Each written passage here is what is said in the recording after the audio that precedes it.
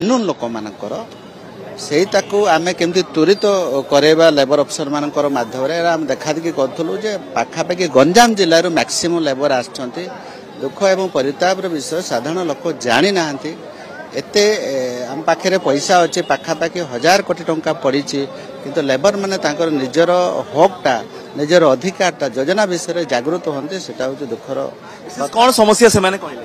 समस्या कहले जो मानकर कार्ड अच्छी से माने एक्चुअली ये योजना सब मिलूची से माने जानना जो मानकर कार्ड से माने भी जानना ए लेबर ऑफिस रे कार्ड मिले आ सब विभिन्न साहाय्य मिलूची बोली अधिकार और न्याय विषय आपण बहुत सचेतन करिवो सेथि पय तो मु जोटी ऑन द स्पॉट जाई कि तांको पचारि बुझिबे जो लोक माने हमर ए देशर कर्मकार कुंभकार ए देशर मेरुदंड ए लोकों जरा आम ओडिशा को 2036 विकसित करने चाहूचे।